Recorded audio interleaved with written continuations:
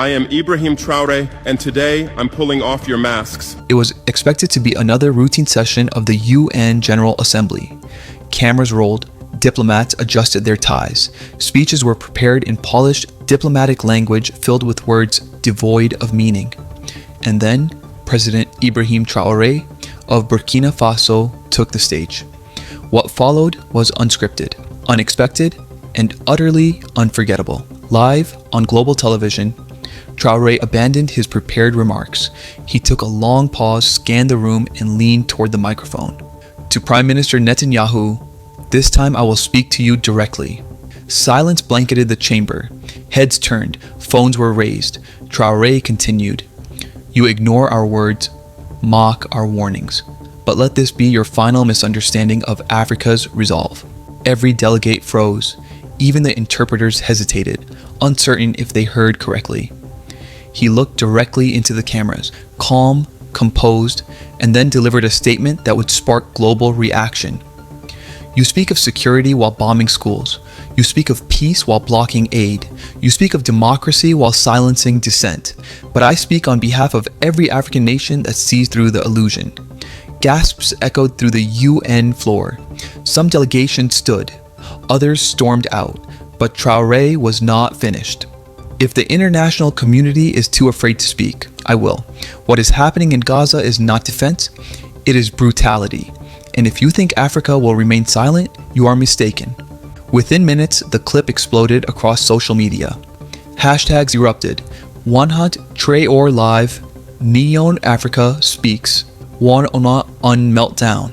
News outlets scrambled to verify the footage, but it was too late. It had already gone viral. By nightfall, 42 nations had issued statements, 12 called for sanctions, and then an emergency session of the UN was convened. The official reason: to address the breakdown in international diplomacy following Burkina Faso's speech. But unofficially, the world knew exactly what this was. A global power shift had begun, and the old guard didn't like it. Israeli media dismissed the speech. "It's meaningless. Don't respond to threats." But the next day, 2 African embassies were targeted. No injuries, but the message was loud. Traoré, appearing hours later at a press conference, did not flinch. "They call our truth a threat, but truth does not need permission."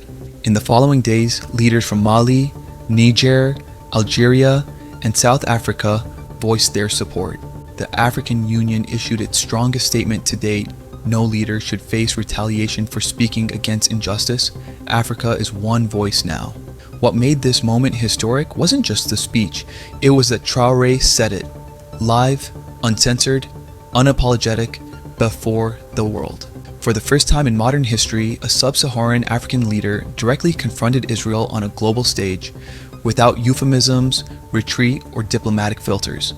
Western media struggled to frame the story. Some labeled it reckless. Others called it the speech that changed the UN. But for millions across Africa, the message was clear. We are no longer observers. We are no longer beggars. We are no longer afraid. From Lagos to Bamako, from Kinshasa to Cape Town, youth groups erupted in support. Street art appeared overnight. A mural in Accra showed Traoré with the caption, "He spoke for us." In Johannesburg, protesters marched with banners reading, "We stand with Gaza and Traoré." This wasn't just a speech, it was a rupture in the script of global diplomacy. Because for too long, African nations had been told to wait, to listen, to be patient. But this time, Africa interrupted. And Traoré didn't just speak for Burkina Faso, he spoke for a continent that had waited generations to be heard. What happens next? Western nations are scrambling to contain the fallout. The emergency session continues. Rumors suggest some are pushing for sanctions against Burkina Faso. Others are hesitant, fearful of standing against public opinion. Because one thing is clear, Traoré lit a match and the flame is spreading.